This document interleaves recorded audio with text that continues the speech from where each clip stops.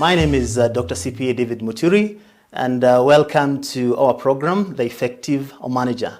Today, our conversations are going to be around the challenges that managers face and some of the common mistakes that newly appointed managers make. Now, when you're newly appointed as a manager, you get the challenge of having to get to pull along your co-workers with you as you go about the work that you have been assigned to. And one of the very first challenges that you'll have is shifting your mindset along your new role as a manager. This is when you feel that you're still part of the team, and yet you have to provide the leadership. Now, you need to appreciate as a team leader that you will need to make decisions. Some of the decisions will not be very popular, some of the decisions will be popular, and therefore in shifting your mindset along your new role, you have to appreciate the fact that you cannot be popular in the workplace as a leader. You can only be respected because of being fair and providing leadership. The other challenge that you face is the pressure to perform as a new manager. You feel that you need to exceed the expectations of the management or the appointing authority, and therefore you may put yourself under undue pressure to perform. You need to remind yourself that you cannot be able to change everything immediately. You need to give yourself time, understand that you're going to be able to transform the job that you've been given over time, and therefore you do not need to put in unnecessary and undue pressure. Now, the danger of putting undue pressure on yourself is that you may feel like you have too much to do or there's a lot to be done. And true, when you're appointed as a manager, you get to appreciate the many things that need to be done, the various challenges that are faced in the organization, and therefore there is the danger of getting or feeling overwhelmed. So you need to give yourself time to know that you're not going to be able to achieve everything overnight, and therefore you plan and intend to perform and exceed the expectation in due course. The other challenge that you would face is shifting from co-worker to boss. Now, shifting from co-worker to boss, you'll find that there are some conversations, there are some enjoyments that you used to have as one of the players within the team. But you find that now when you become the supervisor, there are some privileges or there are some joys, so to put it, that will go away. Because like I mentioned, there are some times that you may have to make not very popular decisions. There are some times that you may have to discipline some of the employees, and therefore you'll have that feeling like you're being isolated. You'll have that feeling of feeling lonely, the loneliness that is said to be at the top. And therefore, you must be ready to know that once you have been put in that position of authority, then there are some joys that you used to have within the team that will inevitably be taken away. The other challenge that newly appointed managers will face is effective communication with your employees. And when you talk about effective communication here, you'll find yourself repeating some of the things that you have said time and again, and you may get the frustration like they are not taking you seriously or they are not hearing the instructions that you have given them. It is important to remind yourself that even when you're at their position, there are times that you'll be told quite a number of things time and again, and possibly it would escape your mind, or for one reason or another, you will not have been able to perform what you have been asked to do. So you need not feel like you've been sabotaged. Again, on communication, to be an effective communicator, you must remember that it is not only the words that you use that are effective, but also the tone that you use and the body language. In fact, it is a proven fact of science that the words that you use will only contribute 7% of the effectiveness of the communication. 38% will be contributed by the tone that you use, whereas the whole 55% will be by the body language. And therefore, the way that you dress, the way that the gestures that you make, the tone that you use is very, very important if you're to be able to effectively communicate with your employees. The other challenge that you would face is managing your time. Now, managing your time here, new responsibilities have come on board. And like we said, you may be feeling under pressure to perform. And what you'd find most newly appointed managers doing is spending too much time in the workplace at the expense of the many other aspects of your life, your spouse, your children, your family, your friends, etc. It is very, very important to plan your time effectively, well appreciating that you're not going to be able to transform the section or the job that you have been given overnight, and also remembering that you need all the other aspects of life. You need your spouse, you need your children, you need your family, you need your friends, and therefore you must be able to effectively allocate your time so that you can be able to meet all the expectations. The other challenge that you'll get is setting clear goals and expectations. Newly appointed managers find it challenging to set clear goals and expectations. Now, when you talk about the goals and the expectations, you must understand that one of the ways of motivating your employees is being clear with the vision where you're headed to. Being clear with what you intend to achieve, the goals, and what your expectations of the employees are. It's usually very frustrating for any employee to go to a place of work when they are not clear about what they are expected to do or what the goals are. And therefore, as a new manager, you find that setting the goals and making clear the expectations can be a little bit of a challenge. It takes time, it requires time to sit down, think through the goals and the expectations, and then communicate the same to your employees. And therefore, setting goals and clear expectations of your team is a challenge that most managers would face. The other challenge that newly appointed managers face is hiring for your team. Hiring for your team, you need to identify people you can be able to work with. And this you need to remind yourself, it is not just about the technical competence. It is also about the DNA in quote. Somebody who is wired for the team. And when you say somebody who is wired for the team, is somebody who is willing to live the values of the team. Somebody who is willing to live the culture of the team, because one may be very good in terms of competent skills, but you find that they do not have the appropriate work ethics, they do not have the appropriate values that are shared in the team, and therefore that person may be very good in terms of technical competence, but becomes toxic to the team. And therefore it is very, very important to understand you just don't look for the technical competence, but you also look for the person who is appropriately wired for the team.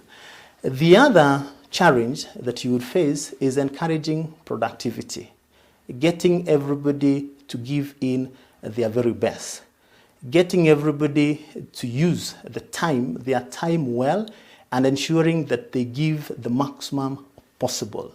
Now here, it relates to what we just said a few minutes ago, setting clear goals and expectations. When the goals and the expectations are not clear, then you're going to have a challenge of encouraging productivity.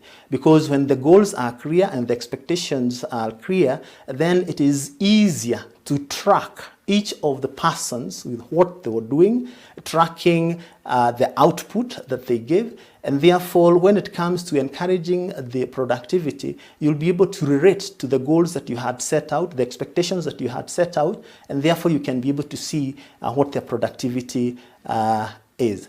And finally, as a challenge, is asking for help. Most newly appointed managers find it difficult to ask for help. There is no harm, absolutely, in asking for help where you do not understand. Most of the times, you may get the feeling that you're appointed because you are the best. And therefore, since you're the best, you know it all. That is far from the truth, because everybody is involved in continuous learning.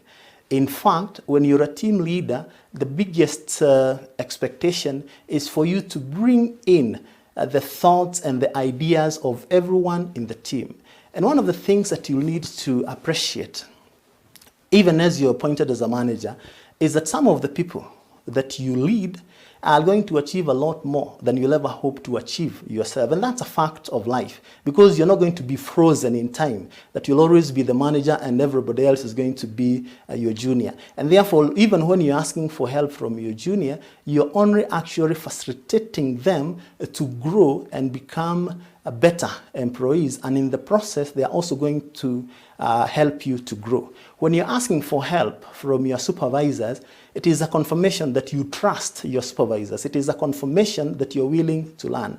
And therefore, most newly appointed managers find it a little bit difficult, or they find it as a challenge to ask for help. Just remind yourself that you're in the process of learning, and you'll continue learning, and you'll continue asking for help, and other people will come asking for help from you. And therefore, in the whole process, it is give and take. Yes, some of the common mistakes that newly appointed managers will make is not providing feedback. One of them is not providing a feedback. There is nothing that is frustrating to an employee than not getting the feedback of how they are doing, they are performing their responsibility. You can also relate with it. You can remember possibly that one time that your boss asked you to, I want this report by close of business today. And then you burned the midnight oil so that you could be able to send in the report, only for him or her not to give any feedback. You don't know whether it was good, you don't know whether it met the expectation, you do not know what they thought. Now, when you sit in that position of a manager or a team leader, it is important to provide continuous feedback to your people. That is the only way that you can be able to help them grow. That is the only way that you can also be able to receive feedback, because it is in giving that you receive, as we say. So when you're providing feedback, you also get a feedback. And when you give feedback, the people that you give feedback to will be able to know where they have issues, where they need to improve, and also where you may also be having an issue. Maybe your communication was not clear, maybe there was something that did not go on right. So it is very, very important to remind yourself continuously that it is in giving that you receive. So when you give feedback, you also receive feedback, and in that way then you're able to provide a harmonious environment where you can be able to grow together.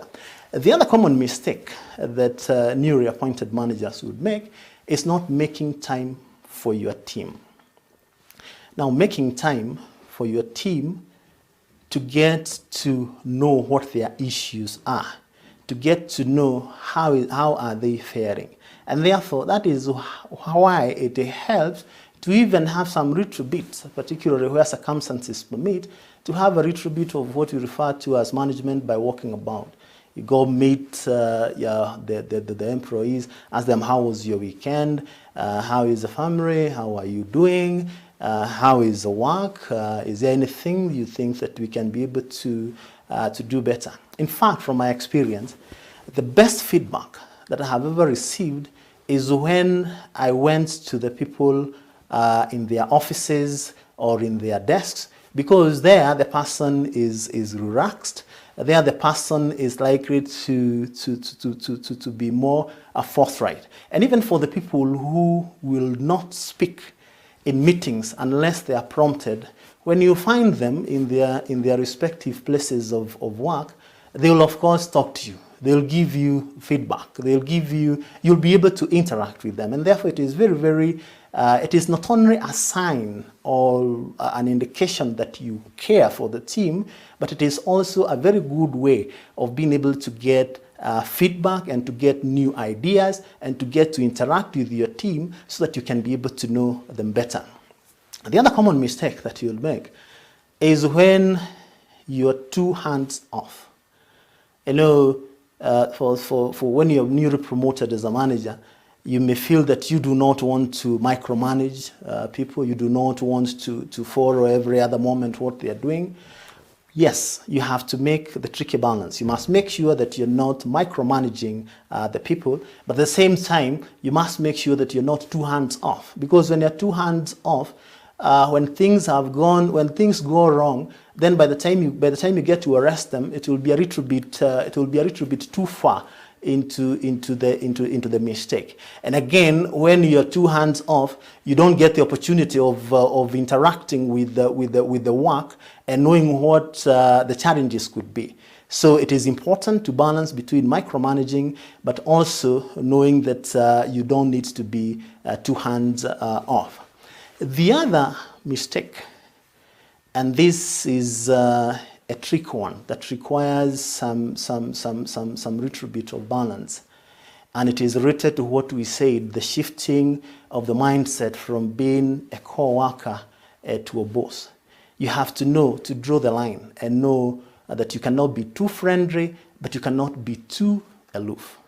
It's like you said, when you get into the team leadership, then what you can do is to expect respect, but not popularity.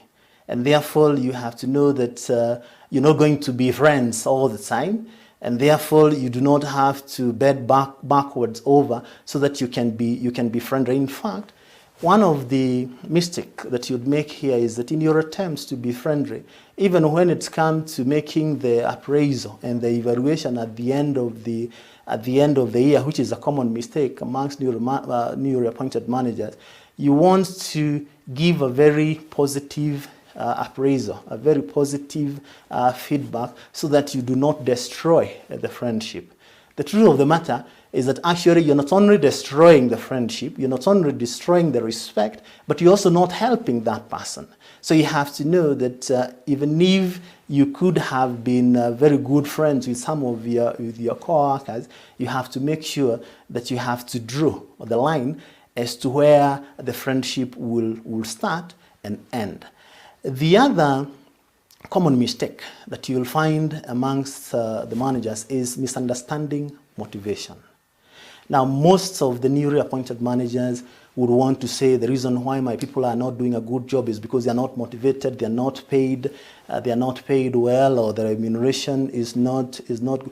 The truth of the matter is that there'll never be a time that the employees or everyone will say that I'm extremely happy with the pay that I'm getting. It helps to remind yourself that the greatest source of motivation to the employees is yourself, even if you may not necessarily be in charge of making all decisions relating to all matters relating to remuneration. And you'll need to remind yourself, even when you got your first job, your supervisor was either a great source of inspiration or otherwise. And a great source of inspiration because the person was visionary, the person was motivated, the person was driven, the person was competent, and therefore it was a joy to work for that person. And therefore, you may find that you worked for that person, not because of even the pay, mainly, but because of the way that person provided you with inspiration. The way you dress is important. The way you speak is important. Like we said, the tone that you use. You could be saying something not bad, but the tone that you use is not very respectful, or it is not very friendly. And that in itself can be a great source of motivation. Even the face that you wear when you're speaking to the people, one may feel disrespected or belittled. And therefore you find that the pay may be very good, but interacting with you as a supervisor is a great source of the motivation. And therefore, you as a manager, you have to understand motivation, knowing that the people are working for you. They look up to you. You're a source of inspiration to them. And that's why you'll find some of them will even start dressing the way that you dress. Some of them will start talking like the way that you talk.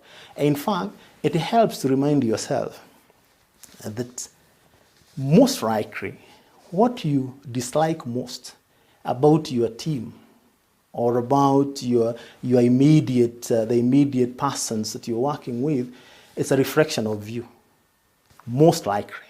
Because when you become a team leader, the other people start looking up to you.